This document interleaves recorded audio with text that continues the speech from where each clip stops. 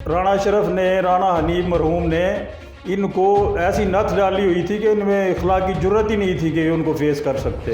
ये इतने खौफजदे हैं कि ये अपने जो से प्लाजे से नीचे नहीं उतरते।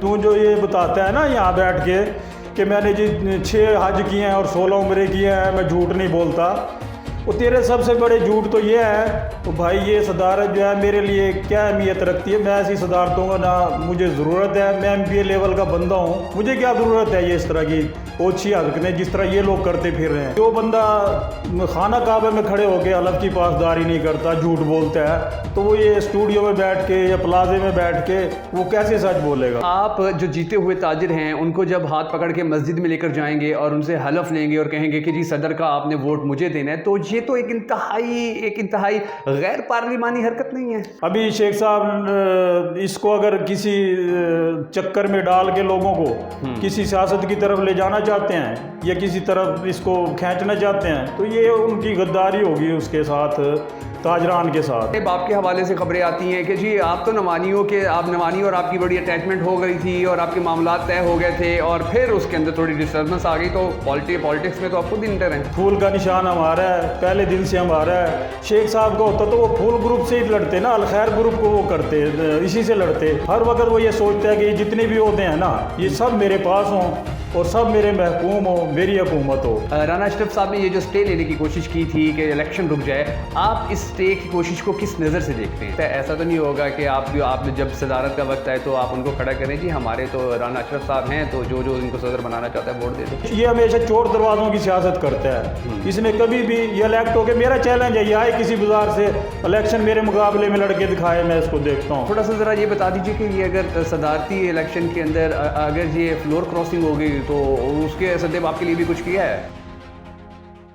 बिस्मिल्लाहिर्रहमानिर्रहीम, मैं हूं शकील हैदर और आप देख रहे हैं आपका most red channel Bhakkar network. Bhakkar city के अंदर ताजरान इलेक्शन हो रहे हैं और ताजर इलेक्शन के हवाले से जितनी भी अपडेट्स आ रही हैं वो सबसे पहले हमेशा की तरह भखर नेटवर्क, भखर की पब्लिक, भखर के अवाम, भखर के लोगों तक पहुँचा रहा है। और डे बाय डे जो नए नए चेंजेस आ रहे हैं उन्होंने अब ना सिर्फ ताजर बरादरी बल्कि भखर की जो पब्लिक है उसको भी मजबूर कर दिया है कि वो इंटरेस्ट ले कि ये कैसी एक्टिविटी हो रही है और इस एक्टिविटी के अंदर क्या कुछ हो रहा है। तो इसी हवाले से हमने आज से कुछ दिन पहले भी अहम तरीन इंटरव्यूज़ किए, जो प्रेस कॉन्फ्रेंसेज हुई हमने उनको भी कवर दिया, उनको भी कवरेज दी और उस हवाले से अपना पॉइंट ऑफ व्यू, ताजिर बरादरी का पॉइंट ऑफ व्यू भी आपके सामने लाते रहे। अब इसी इलेक्शन के अंदर एक बड़ी अहम शख्सियत हैं राव अयूब आमिर साहब। बेसिकली भखर के एक बिजनेसमैन हैं, एक बड़े कारोबारी शख्सियत हैं, असर व रसूख रखने वाली शख्सियत हैं और ताजिर बरादरी के अंदर इनका बड़ा एहतराम, बड़ा नाम, बड़ा मकाम है। लोग इन जो ताजिर बरादरी के अंदर बहुत अहम जो ताजिर लोग हैं वो इनके शाना बशाना देखे जाते हैं, उनके साथ होते हैं। आज हमारे स्टूडियोज़ के अंदर मौजूद हैं, इनके साथ गुफ्तगू करेंगे और कुछ ऐसे सवालों के जवाब देने की कोशिश करेंगे कि जो पब्लिक के जहनों के अंदर हैं, जो ताजिर बरादरी के जहनों के अंदर हैं। सबसे पहले तो ये जो इलेक्शन हो रहा है, इस इलेक्शन के अंदर क्योंकि इनके ग्रुप ने काफ़ी ज़्यादा कामयाबियाँ हासिल की हैं, तो इस इलेक्शन प्रोसेस को, इस इलेक्शन को, अपनी जीत को ये किस नज़र से देखते हैं? इलेक्शन को रुकवाने के हवाले से स्टे लेने की कोशिश की जाती रही, उसको ये किस नज़र से देखते हैं? और फिर सबसे जो अहम तरीन बात है कि जो इनके साथ वो लोग जो कल तक जिनके बारे में पब्लिक का ये माइंडसेट था कि ये दोनों इकट्ठे हैं, ये दोनों एक दूसरे के साथ एक दूसरे से जुदा नहीं हो सकते हैं, आज कुछ दूरियां इस इलेक्शन के दौरान देखने में सामने आ रही हैं, नज़र आ रही हैं। वो जो दूरियां हैं उनके हवाले से शेख अयूब साहब के साथ इनके जो मामलात हैं उनके ऊपर भी डिस्कशन करेंगे कि ये मामला क्या है और ताजिर बरादरी कहीं तकसीम तो नहीं हो रही है। और लास्ट में इनसे पूछेंगे कि ये जो एक लैंग्वेज, एक बड़ी ही चीप किस्म की लैंग्वेज जो है वो स्टार्ट की गई है। कभी फैमिली से एक ताजिर ग्रुप जो है वो फैमिलीज़ के ऊपर बात करता है, जो दूसरा ताजिर ग्रुप है वो उनको सुर्खी पाउडर कह रहा है। तो ताजिर बरादरी के अंदर ये जो चीप किस्म की लैंग्वेज इस्तेमाल की जा रही है, क्या ये पास्ट में भी की जाती रही है? अगर नहीं की जाती रही तो अब ये क्यों की जा रही है और इसको रोकने के हवाले से क्या किया जा सकता है? इन तमाम सवालात के जवाब हम लेने की कोशिश करेंगे। Thank you so much Rana Ayub Aamir साहब, आपने भखर नेटवर्क को टाइम दिया और आपका जो ग्रुप है वो अलखैर ग्रुप जो काफ़ी यूनिट्स के अंदर कामयाबियाँ भी हासिल कर चुका है। तो बखर की पब्लिक थोड़ा सा जानना चाहती है कि ये जो आपका ग्रुप है अब आने वाले दिनों के अंदर, क्योंकि आज से पहले जो इख्तलाफात थे उनकी खबरें इतनी ज़्यादा खुलकर सामने नहीं आ रही थी, लेकिन जो अब हैं वो खबरें खुलकर सामने आ गई हैं और अब धड़ेबंदी है वो भी हमें देखने को मिल रही है। तो ये इलेक्शन की इस सिचुएशन को आप किस नज़र से देख रही हैं और ऐसी कौन सी ग्राउंड रियलिटीज़ हैं जो आपके नज़दीक इस इलेक्शन के हवाले से सामने आनी चाहिए और अब तक नहीं आई? बिस्मिल्लाहिर्रहमानिर्रहीम। भाई शकील हैदर साहब, आपकी बहुत मेहरबानी। आपने हमें यहाँ मदऊ किया और इज़्ज़त अफज़ाई की, इसका बहुत शुक्रिया। भाई जी, इसमें पहले थोड़ा सा मैं ये बता दूं कि ये मैंने दो अल्हम्दुलिल्लाह एमपी के इलेक्शन 88 और 90 में कंटेस्ट किए हैं। ठीक है, ठीक है। ये जो कल एक शख्सियत ने यहाँ पे बैठ के बातें की हैं कि मैं सदारत का उम्मीदवार हूँ, तो भाई ये सदारत जो है मेरे लिए क्या अहमियत रखती है? मैं ऐसी सदारतों का ना मुझे ज़रूरत है। मैं एमपीए लेवल का बंदा हूँ, मुझे क्या ज़रूरत है ये इस तरह की ओछी हरकतें जिस तरह ये लोग करते फिर रहे हैं। कौन लोग? ये लोग शेख वगैरह जो हैं, ये जो शेख अयूब ने कल की है तकरीर यहाँ बैठ के, तो ये क्या समझते हैं अपने आप को? ये तो वो लोग हैं जो अपने आप से डरते हैं। ये इतने खौफजदा हैं कि ये अपने जो से प्लाजे से नीचे नहीं उतरते। इसमें इनमें इखलाक की जरूरत ही नहीं है। अभी 2009 से उसने पहले उराना मोहम्मद हनीफ मरहूम थे, उसके बाद जनाब वो फौत हो गए हैं। उन्होंने भी काफ़ी अरसा जो है इनको तवा लगा के रखा है। उसके बाद उनके भाई आ गए हैं राणा अशरफ साहब, उन्होंने भी इनको जनाब जो है काफ़ी अरसा खूब सूली पे लटका के रखा है। और ये लोग ऐसे दबके रहे हैं जैसे बिलों में चूहे घुसे हुए होते हैं ना, ये लोग इस तरह दबके रहे हैं। इनको जुर्रत ही नहीं हुई अखलाकी तौर पे कि ये लोग उनको फेस करते या उनका मुकाबला करते। तो अल्हम्दुलिल्लाह अल्लाह ताला ने हमें जुर्रत दी है। हमें ये एहसास हुआ है कि यहाँ पे लोग लावारिस बने हुए हैं ताजरान, तो इनके हक़ के लिए आवाज़ उठाई जाए। उसके लिए मैंने दोस्तों से मुशावरत की, तो उस मुशावरत में तय पाया कि एक इलेक्शन बोर्ड तश्कील दिया जाए और उस पर फिर इसका इलेक्शन कराया जाए। उसमें हमने फिर दोस्तों को साथ मिला के उन एक दूसरे इकट्ठे होके हमने इस प्रोग्राम को शुरू किया है। तो शुरू में पहला यूनिट हमने बनाया है पुरानी गल्ला मंडी का। वहाँ पे हमें उम्मीदवार कोई नहीं मिल रहा था। अच्छा। तो हमने कोशिश की, तो मैंने वहाँ बट शूज़ वाले हैं हबीब भट्ट साहब, उनको मैंने सदर के लिए राज़ी किया और उसके बाद जनरल सेक्रेटरी के लिए मैंने अपने भतीजे की कुर्बानी दी। ठीक है। क्योंकि ये लोग इतने खौफजदा थे ना कि उन लोगों ने, राणा अशरफ ने, राणा हनीफ मरहूम ने इनको ऐसी नथ डाली हुई थी कि इनमें इखलाक की जरूरत ही नहीं थी कि उनको फेस कर सकते। अच्छा। तो हमने जनाब वो उनको तैयार किया और अल्हम्दुलिल्लाह हमने उसमें कामयाबी हासिल की। उसके बाद जनाब हमने दूसरा इलेक्शन ये उर्दू बाज़ार का किया है। वहाँ पे हमारे उम्मीदवार थे, उनके मुकाबले में कोई कैंडिडेट नहीं आया। उसके बाद तीसरा हमने, मेरा बेसिक मैं बता दूं कि हमने जो शुरू किया ना पहले उससे अपना यूनिट से, ठीक है, तो हमने बनाया अल खैर ग्रुप। उसका हमने इंतखाबी निशान रखा फूल। शेख साहब आपके साथ थे? नहीं, शेख साहब हमारे साथ नहीं थे। अच्छा। शेख साहब को तो पता ही नहीं है, मैंने आपको बताया भाई, शेख साहब तो बिल से बाहर ही अब 7वें यूनिट के बाद निकले हैं, जिस वक्त राव कैसर है हमारे रेलवे रोड से, वो जब मुंतखब हुए हैं तो हम वहाँ पे अपना जुलूस लेके, वो आपने वीडियो भी शायद देखी हो, मुझे भी उन्होंने कंधों पे उठाया हुआ था। तो जब हम मोहम्मदी चौक में पहुँचे हैं, जो हमारा आखिरी स्टॉप था, तो वहाँ पे वो शेख साहब खड़े हुए थे हाल वगैरह लेके। तो वो फिर 7वें यूनिट पे पहुँचे हैं। हाँ जी, 7वें यूनिट पे। उससे पहले आप उनकी देखें कहीं अगर कोई एंट्री है। वो फिर वहाँ से हमारे साथ जनाब वो उन्होंने जब देखा कि ये तो काफ़ी लोग मेजॉरिटी में इलेक्शन चल पड़ा है, तो मैं भी इसमें कूद पड़ूं।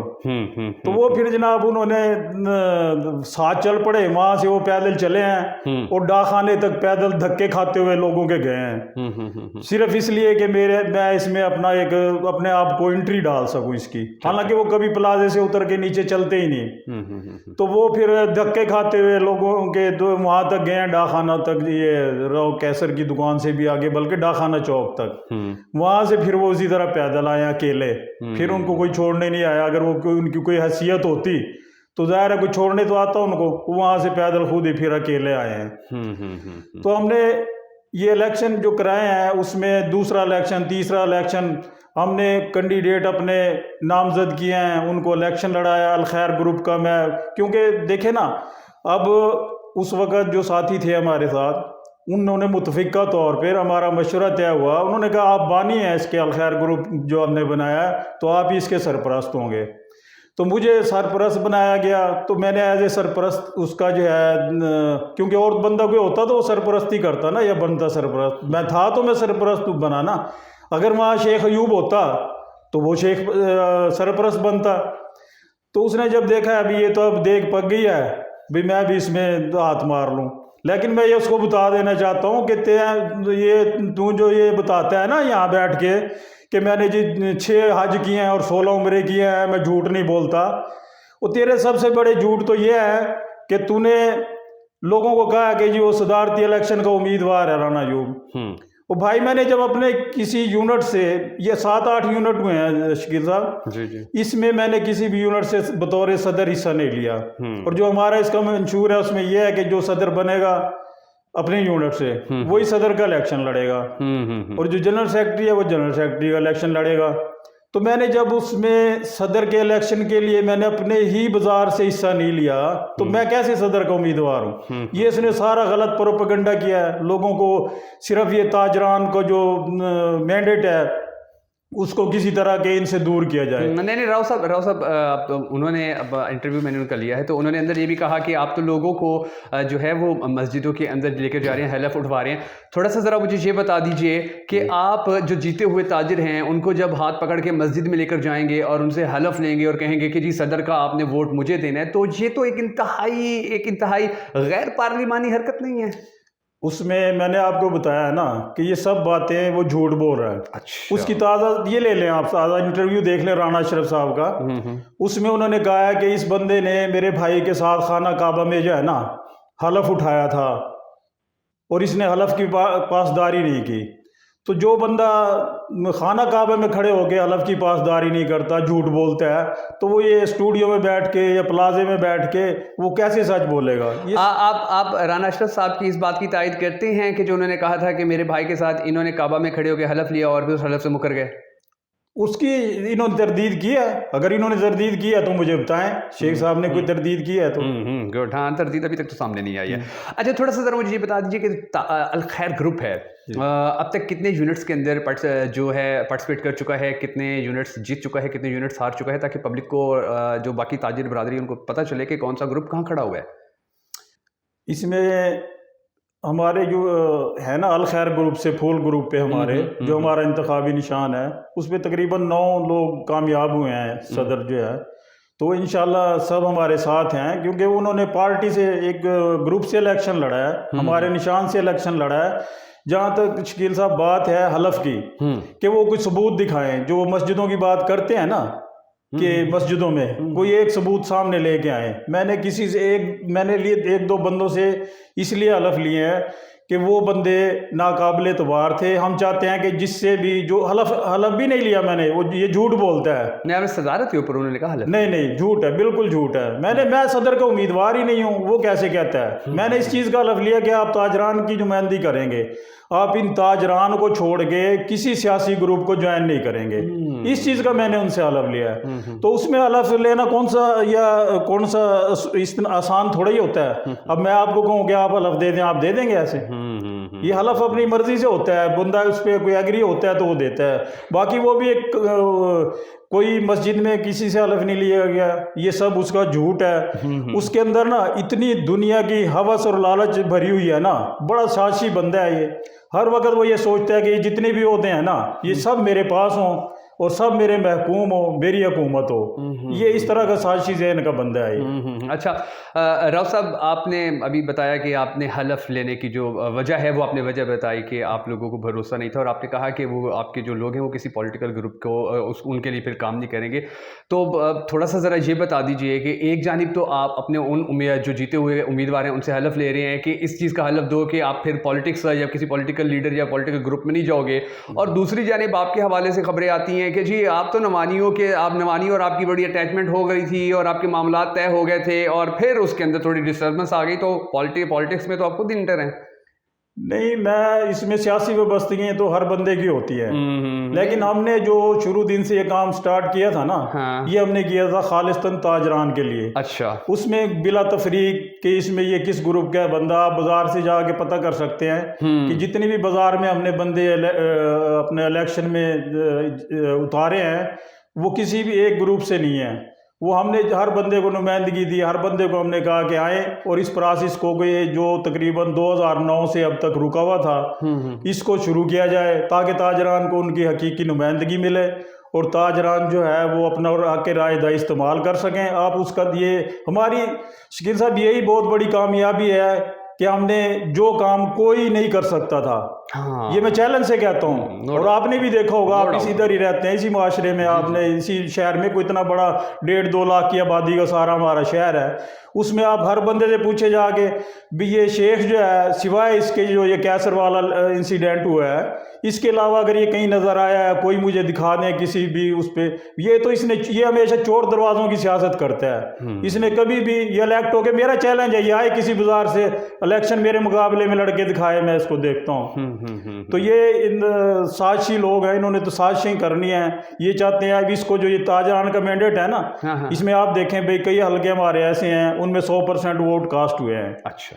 तो हमने कोई सियासी किसी को इसमें इन्वॉल्व नहीं किया और हमारी कोशिश भी होगी।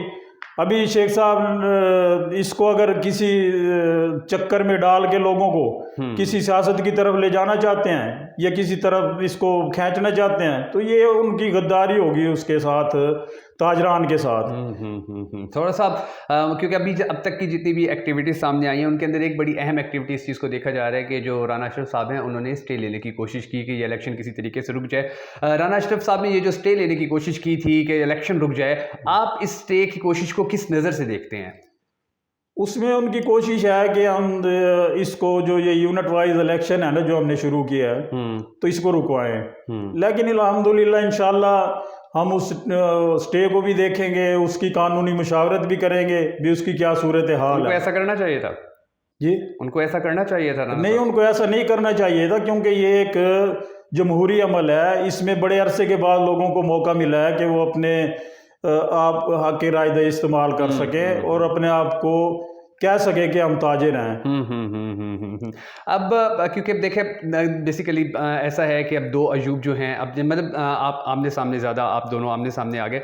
थोड़ा सा ज़रा ये बता दीजिए कि आप ये कह रहे हैं कि ये जितने भी जीते हुए हैं ये फूल के ऊपर बेशक जीते हुए हैं लेकिन ये हमारे साथ हैं, जबकि कल जब मैंने इंटरव्यू किया शेख अयूब साहब का तो उन्होंने कहा कि ये जीते हुए हैं बेशक फूल के ऊपर और हमारा जो चेंज हो चुका है, हमारा स्लोगन चेंज हो चुका है, मगर उसके बावजूद ये हमारे साथ खड़े रहेंगे।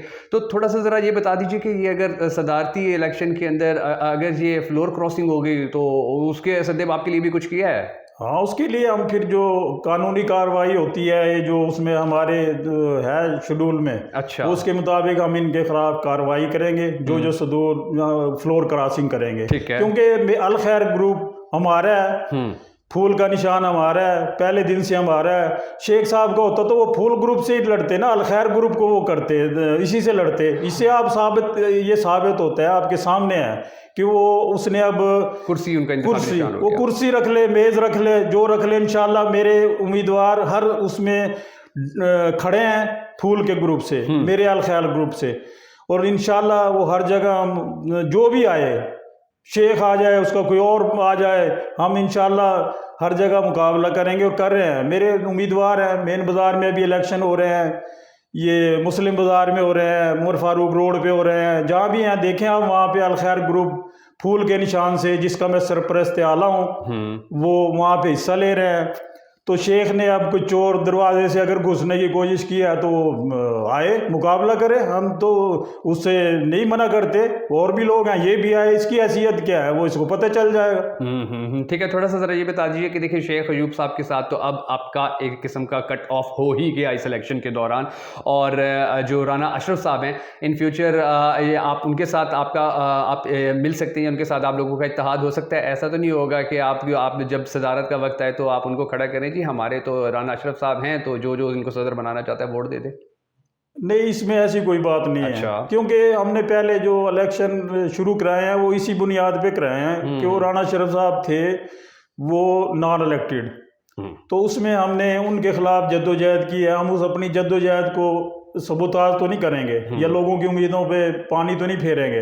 हम इंशाल्लाह, हाँ, जो बंदा चाहे उसमें कोई भी आ जाए, लेकिन वो ताजरान की ही नुमाइंदगी हो, ताजरान की मुशावरत से हो, उसमें कोई भी आ सकता है। वो मैंने पहले भी आपको कहा कि हम किसी को रोकना नहीं चाहते भी कोई बंदा आए। फिलहाल इन दो को आप इस काबिल नहीं समझते हैं? हम ये दो इस काबिल है ही नहीं। ये तो करते हैं चोर दरवाजे की सियासत।